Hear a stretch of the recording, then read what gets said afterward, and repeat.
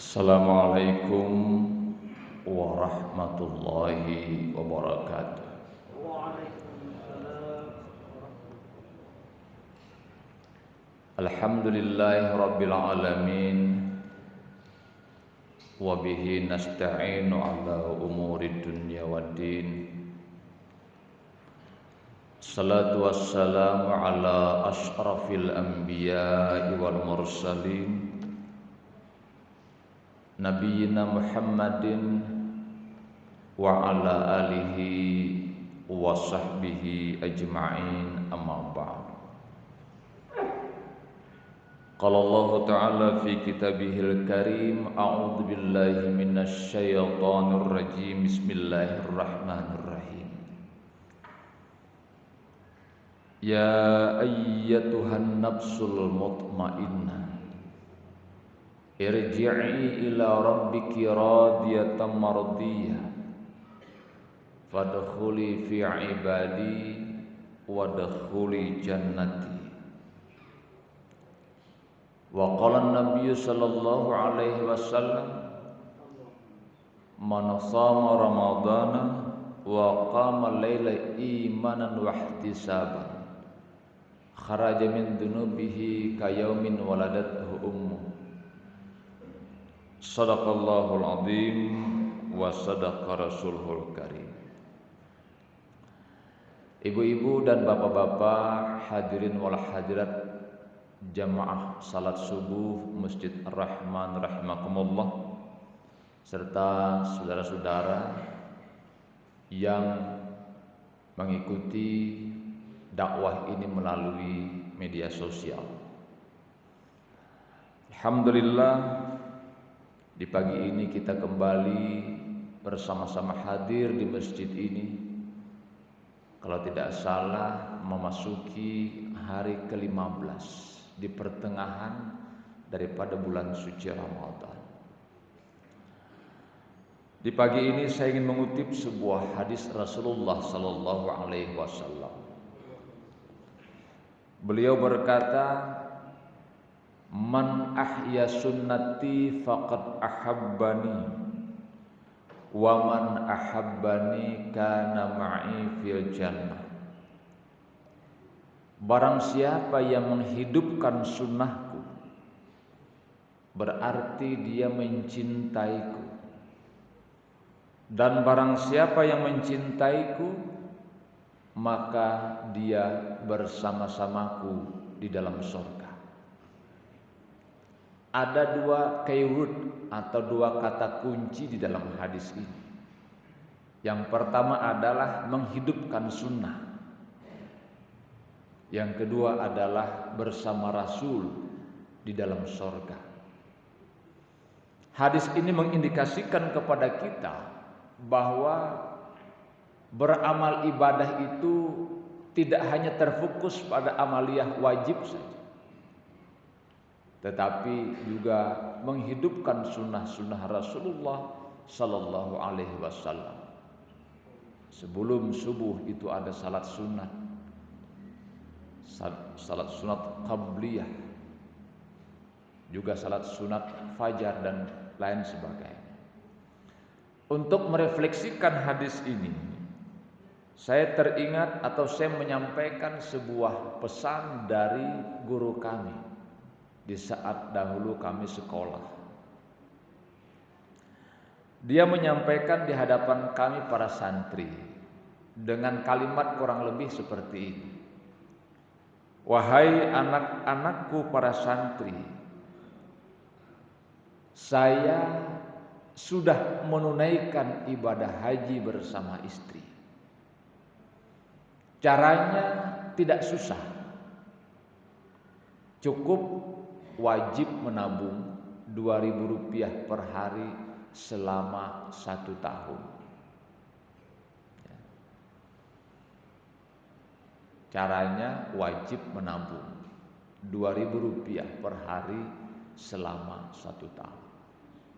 Itu kalau mau kita naik haji. Kalau saya bertanya kepada ibu-ibu, ibu mau naik haji bu? Yang di atas, mau? Mau atau mau sekali?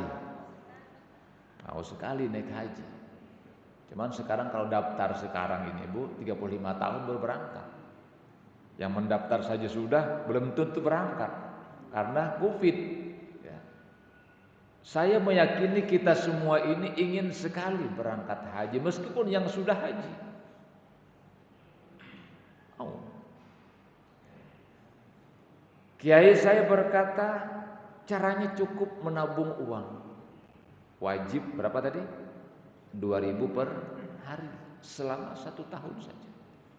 Pada saat itu berangkat haji 7 juta tahun 90. Sebagian adik-adik ada yang belum lahir pada saat itu. Waktu saya masih sekolah.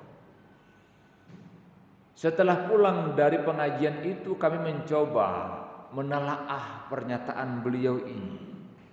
Kami kalkulasi 2.000 kali 360 hari. 1 tahun kan? Tidak cukup 1 juta. Hanya uang mencapai 720.000. 2.000 kali 360 hari 1 tahun.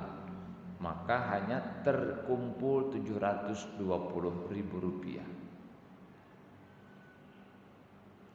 Karena merasa tidak masuk akal, maka kami kembali menemui beliau dan bertanya di pagi itu, betulkah Bapak Kiai berangkat haji dengan cara wajib menabung 2.000 rupiah per hari selama 1 tahun? Kata beliau, benar. Kami bertanya lagi, apakah Pak Kiai tidak salah hitung? Karena hitungan kami hanya 720, nggak sampai 1 juta. Dia bilang, saya tidak salah. Itulah kenyataannya yang terjadi. Lalu beliau menjelaskan, begini, dengarkan kata-kata saya kemarin. Saya menyampaikan di hadapan Anda semua dengan tausiah kurang lebih seperti ini. Wahai anak-anakku para santri, saya ini sudah menunaikan ibadah haji bersama istri. Caranya gampang. Apa tadi caranya? Wajib menabung 2.000 rupiah per hari selama 1 tahun. Jadi caranya wajib menabung 2.000 rupiah per hari selama 1 tahun. Itu yang wajibnya. Yang sunatnya kadang-kadang 1 juta per minggu. Yang sunatnya kadang-kadang 500.000 per minggu. Yang sunatnya kadang-kadang bisa 2 juta per minggu. Yang sunatnya. Yang wajibnya cuma 2.000. Ini caranya kalau mau naik haji, Bu.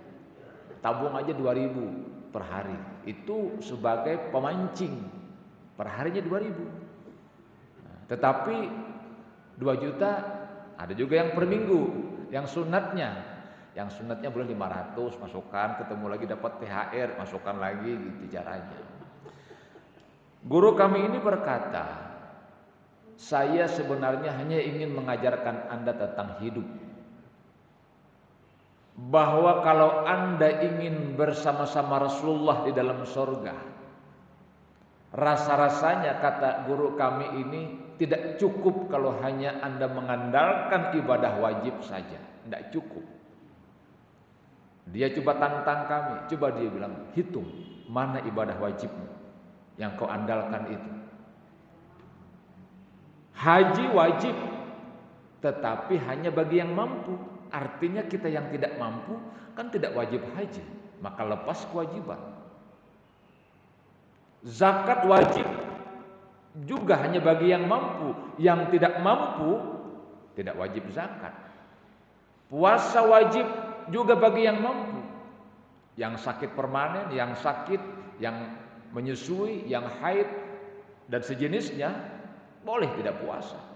Dengan catatan membayar fidyah atau membayar qadha di hari lain. Berarti kata guru kami, yang engkau andalkan cuma satu, yaitu salat. Salat itu saja, 5 waktu. Itu pun kata beliau kadang-kadang orang tidak salat. Orang kadang-kadang lebih banyak menunaikan puasa, Pak, ketimbang salat. Bisa kita tes, saya pernah tes anak-anak tempat saya. Main bola Pak. Main bola sore. Saya tanya, kuatnya main bola, puasa aja kita kan? Puasa aja Ustaz. Saya bilang, sudah asar nih? Karena belum pi. Sudah menjelang maghrib itu, belum pi asar. Nah, coba bayangkan itu, anak-anak main bola, udah remaja kayak gini nih. Ditanya, puasa gimana? Puasa Ustaz. Ditanya, udah sembahyang asar? Anak belum pi. Hampir mau berbuka puasa orang, berarti tidak salah dia. Jadi ibadah apa yang kita ingin bawa kepada Allah? Kalau hanya mengandalkan salat saja. Maka Rasul mengajarkan kepada kita untuk memperbanyak amaliyah sunnah itu. Ya. Itu sebabnya Rasul mengatakan, barang siapa yang menghidupkan sunnah, maka dia mencintaiku. Dan barang siapa yang mencintaiku, maka dia kelak bersama-samaku di dalam surga Allah Subhanahu wa taala. Ibu-ibu dan bapak-bapak hadirin wal hadirat rahimakumullah. Salah satu amaliyah sunnah itu adalah berinfak dan bersedekah. Kalau zakat itu wajib bagi yang mampu, tapi bagi yang tidak mampu mungkin seperti kita, sebagian kita, itu berinfak dan bersedekah. Itu amaliyah sunnah kita. Kenapa ini penting? Karena saya membaca Quran surah Al-Munafiqun, kalau nggak salah 10 itu. Satu-satunya ibadah yang diinginkan ketika orang sudah di alam kubur, dia menyesali apa yang dia telah tinggalkan, dia bukan minta salat, dia bukan meminta untuk puasa kalau dia dikembalikan, tapi dia berkata, saya pasti bersedekah. Wa anfiqu mimma razaqnakum min qabli ayyati ahadakumul maut fayaqula rabbi laula akhartani ila ajalin qarib fa asaddaqa wa akum minas shalihin. Kata Allah, infakkan sebagian harta kita. Meskipun tidak banyak, infak itu boleh 1.000, 2.000, 5.000 boleh. Min qabli ayyati ahadakumul maut, sebelum kematian itu tiba. Sebab apa? Kalau orang sudah di alam kubur kemudian Allah sadarkan dia, mereka berkata, fayaqul, dia berkata, Rabbi, wahai Tuhanku, laula akhartani ila ajalin qarib, seandainya saja engkau beri kesempatan kepadaku sesaat saja, sedetik saja saya kembali ke dunia. Dia bukan minta salat itu, bukan minta juga untuk berzakat, bukan. Dia mengatakan fa'asaddaq, saya pasti bersedekah, wa akum minas shalihin, dan saya pasti menjadi orang yang saleh. Infak dan sedekah ini merupakan amaliyah yang dapat menunjang kesehatan mental kita, juga membersihkan harta benda kita. Bahkan apabila infak dan sedekah ini kita berikan secara ikhlas karena Allah, maka Allah akan melipat gandakan rezeki yang dia berikan. Mari kita lihat kalkulasinya, kalkulasi matematikanya di dalam infak dan sedekah ini, dalam soal memberi. Memberi itu kalau hitungan matematika itu di atas. Kalau kita ingat Bapak Ibu ya, hitungan bagian 1 per, masih ingat kan? 1 pernya, ada pernya itu. Coba. Di atas itu, angka di atas itu adalah pemberian. Yang di bawah ini harapan. Harapan. Coba lihat. Kalau ibu bapak memberi 1, mengharap 1, berarti 1 per 1. 1 bagi 1 berapa Bu? Tahu? Berapa? 1 per 1 berapa? Ayo hitung matematika lagi. Jangan lupa lagi matematika. 1, 100. Ya. Saya pernah tanya ibu-ibu di masjid, Bu, 1 bagi 1 berapa? Dibilang 0. Salah, 0. Itu kalau 1 kurang 1. Ini 1 bagi 1 sama dengan 1. Jadi kalau kita memberi 1, mengharap 1, dapatnya 1. Nah, coba lihat. Kalau kita memberi 1, mengharap 2, dapat berapa? dapat setengah. 1/2 sama dengan setengah. Kalau kita memberi 1 mengharap 5 sama dengan 1/5, semakin kecil. Kita kasih 1 juta sumbangan mengharap 5 juta. Oh, hasilnya kecil nanti itu. Ya, hasilnya kecil. Memberi 1 mengharap 5 sama dengan 1/5. Coba kita hitung yang ikhlas. Memberi 1 mengharap 0, artinya kita lillahi ta'ala saja. Jadi memberi 1 mengharap 0, maka 1/0, 1 bagi 0 berapa, Bu? Ayo. Tak terhingga, luar biasa. Ya, tak terhingga. Maksudnya tak terhingga itu apa, Pak? Ini kalau kalkulator secanggih apapun di dunia ini, semuanya bisa dia hitung, Pak. Berapapun, 1 tambah 1 apa semuanya bisa. Tapi ada 1 yang nggak bisa dia hitung. Kalkulator. Kalau kita tulis 1 bagi 0, dia menyebut kadang-kadang error, kadang-kadang dia sebut tak terhingga dan seterusnya. 2 bagi 0 sama, pasti tak terhingga.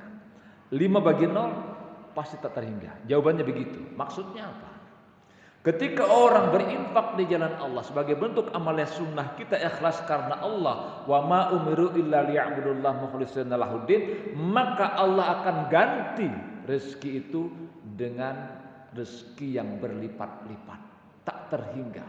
Tak terhingga itu bukan hanya, kita kan kadang-kadang rezeki itu dikira uang, belum tentu. Allah kalau kita memberi uang misalnya hari ini 10.000, belum tentu gantinya 10.000, tetapi mungkin gantinya misalnya kesehatan yang baik, ya. Istri yang solehah, istri yang tenang di rumah, yang tidak suka marah-marah. Meskipun banyak duit, Pak, kalau istri marah-marah, gimana, Bu? Meskipun banyak uang di rumah itu, kalau istri marah-marah ya tidak bahagia. Coba kalau istri kita tenang, bahagia kita semua, itu juga adalah rezeki dari Allah, anak yang soleh dan salehah. Karena ada orang yang duitnya banyak, tapi akhirnya ke rumah sakit karena kesehatan kurang bagus. Wa may yattaqillaha yaj'al lahu makhraja wa yarzuqhu min haitsu la yahtasib. Barang siapa yang beriman dan bertakwa kepada Allah, maka Allah berikan rezeki yang tidak dia tahu dari mana arahnya. Jadi mengharap itu hanya karena Allah. Saya berikan contoh kasus ya. Ini kisah nyata. Beliau dahulu adalah pejabat di Sulawesi Selatan.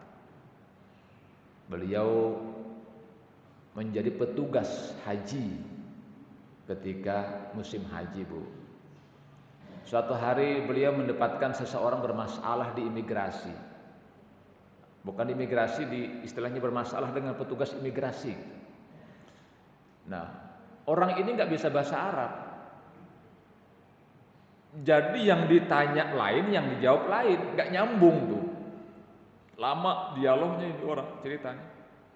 Datanglah beliau, tidak usah saya sebut nama pejabat kita ini. Datang beliau bisa bahasa Arab. Akhirnya clear, selesailah. Jadi dilepas itu orang oleh imigrasi, petugas imigrasi. Lalu orang ini, dia orang Jogja, ingin berterima kasih kepada beliau, dikasih uang 1.000 rial.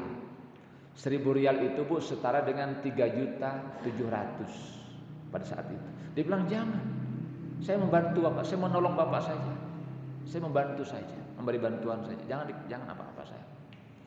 Nah, setelah itu beliau berfoto, orang Jogja ini berfoto dengan beliau. Fotonya kan belum ada touch screen, belum, masih dahulu handphone jadul lah istilahnya. Ya, tapi bisa sudah foto, juga tulis nama gitu ya. Udah, Pak, itu sudah selesai musim haji. 10 tahun kemudian, lama ini kasusnya. 10 tahun kemudian, anaknya bapak orang Makassar ini kuliah di Jogja, S2. Di dalam sebuah kelas terjadi perbincangan. antara anaknya dengan pemegang orang yang dulu ini ditolong bapaknya. Lalu orang itu berkata, dari mana Ki? Dari mana? Saya dari Makassar. Oh, saya dahulu punya teman orang Makassar Pak, dia bantu saya. Ini fotonya.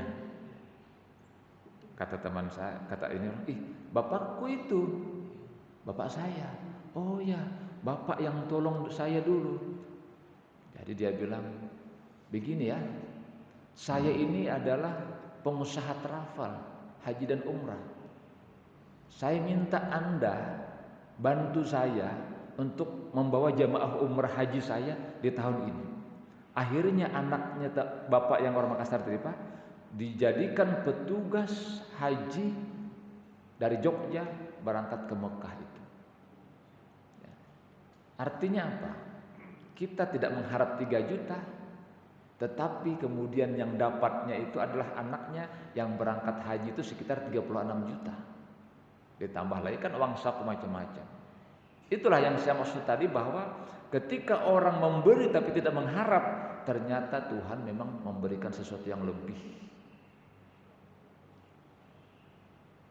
Nah, Bapak Ibu yang saya hormati, jadi orang-orang yang berinfak di jalan Allah dengan penuh keikhlasan itu, pertama, dia menyehatkan harta bendanya.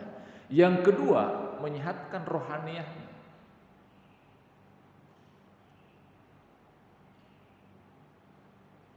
Saya satu kali lagi cerita. Di Mekah saya bertemu dengan seorang ahli yoga dari India. Yoga. Dia orang Islam, dia masuk Islam gitu. Dia berkata, kesehatan itu bisa juga diraih dengan 2 cara. Kan kesehatan itu ada 3 caranya Pak. Pertama, pola makan, pola hidup, yang ketiga ketenangan jiwa. Itu kesehatan diraih dengan itu. Nah, dia bilang pola hidup itu diantaranya adalah olahraga. Olahraga itu ada 2 Pak. Pertama dia bilang adalah physical exercise, olahraga fisik, jalan, lari atau sepeda. Yang kedua adalah breath exercise, olahraga pernapasan, juga bagus untuk menyehatkan. Nah, kata kuncinya olahraga pernapasan ini menurut dia adalah tarik nafas, tahan sesaat, keluarkan. Itu caranya. Tarik dalam-dalam, kemudian tahan sesaat, baru keluarkan. Nah, sekarang terakhir kita latihan di sini Pak, supaya kita sehat, sehat jantung juga, sehat paru-paru juga. Nah, silakan letakkan tangannya di lutut. Tangannya di lutut. Oke, ini terakhir, sisi terakhir kita sebelum mengakhiri ceramah. Kalau saya minta olahraga tarik nafas, tarik Pak. Ini bisa dipraktikkan kapanpun. Caranya tadi apa? Tarik, tahan, dan keluarkan. Hitungan ketiga Pak. 1, 2, 3, tarik nafas dalam-dalam. Tahan sesaat. Lepaskan. Ulangi lagi. Tarik nafas dalam-dalam. Oke, tarik. Rasakan udara yang masuk ke dalam tubuh, rezeki dari Allah, nikmat dari Allah. Tahan sesaat, lepaskan kembali. Oke, saya meyakini Pak, menarik nafas itu nikmat, nikmat sekali. Karena saya pernah menarik nafas tidak ada udara waktu saya COVID. Ya, saya pernah kena COVID Pak. Cari nafas nggak ketemu. Tarikku nggak ada rasanya tuh udara Pak, bayangkan, karena terhalang. Jadi napas ini sebuah nikmat yang begitu luar biasa. Teman saya tadi itu mengajarkan seperti itu. Dia bilang tarik, tahan dan lepaskan. Bagus lagi kalau kita tarik, tahan tapi diisi dengan kalimat thayyibah. Subhanallah, alhamdulillah, la ilaha illallah, Allahu akbar. Itu bagus lagi. Nah, terakhir coba. 2 kali lagi caranya. Lagi kembali, 1, 2, 3, tarik, tahan, saya baca subhanallah, alhamdulillah, la ilaha illallah, Allahu akbar, lepaskan. Nah, dan nanti bapak yang baca itu bukan saya. Kalau misalnya saya di rumah bapak yang baca, ya, jangan saya. Lagi Pak, ulangi ya. Terakhir ini ya. 1, 2, 3, tarik dalam-dalam Pak. Oke. Tahan. Jangan lagi dilepaskan, biar begitu. Bisa aja itu Kak kita tahan seperti itu. Tidak mungkin Pak. Pasti harus dikeluarkan. Pasti harus dilepaskan. Sebenarnya ini bukan sekedar olahraga Pak. Tapi ini filosofi di dalam harta benda kita. Filosofi di dalam kehidupan mengelola harta benda kita. Apapun yang didapatkan berupa rezeki Allah, silahkan terima itu. Entah itu uang, entah itu nafas, entah itu makanan, terima itu semua karunia Allah. Boleh tahan sesaat, boleh. Tapi jangan lupa keluarkan sebagiannya untuk orang lain. Nafas kita tarik sebagai rezeki dari Allah, boleh kita tahan sesaat. Lepaskan nafas ini untuk kebutuhan tumbuh-tumbuhan yang ada di sekitar kita. Kalau ada orang hanya pandai menerima rezeki dari Allah, dapat gaji ambil, dapat THR ambil, dapat uang ambil, tetapi tidak pernah dia berinfak di jalan Allah, pada hakikatnya dia sedang menarik nafas dan tidak mengeluarkan lagi. Maka dia perlahan-lahan akan membunuh spiritualitasnya sendiri. Dia perlahan-lahan menumpuk penyakit pada dirinya sendiri.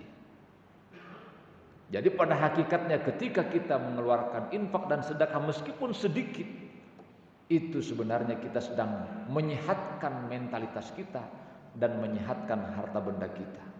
Yang penting saya katakan tadi, ikhlas karena Allah. Karena Al-Ghazali berpesan bukan tentang banyaknya, tetapi tentang seberapa seringnya. Itu aja. Meskipun 5.000 tapi sering. Setiap Jumat Pak. Setiap Jumat rutin 5.000. Kalau kita punya uang, bawa aja ya. Bagus. Daripada 10 juta.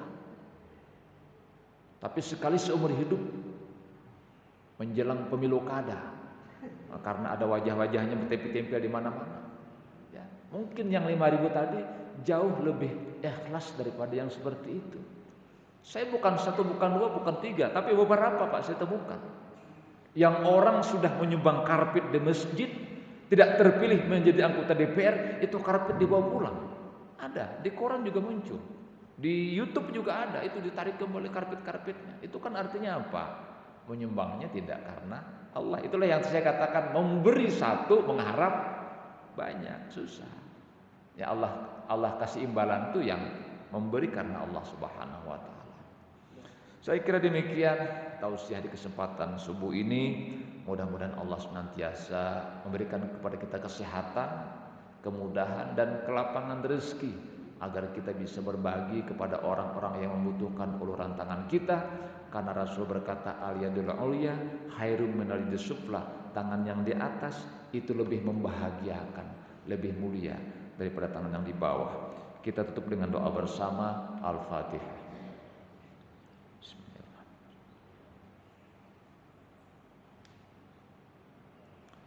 Bismillahirrahmanirrahim. Alhamdulillahirabbil alamin. Assalatu wassalamu ala nabiyina Muhammad wa ala alihi wa sahbihi ajmain. Allahumma ja'al jama'ana hadza jam'an marhuma wa tafarruqana min ba'dihi tafarruqan ma'sum. Allahumma inna nas'aluka ridhaka wal jannah wa na'udzubika min sakhatika wan nar. Rabbana taqabbal minna salatana wa siyamana wa qiyamana wa ruku'ana wa sujudana wa tamim taqsirana ya Allah birahmatika ya arhamar rahimin. Rabbana atina fid dunya hasanah wa fil akhirati hasanatan wa qina adzabannar. Wa sallallahu ala nabiyyina Muhammad wa ala alihi wa sahbihi wasallam. Walhamdulillahi rabbil alamin. Al-Fatihah.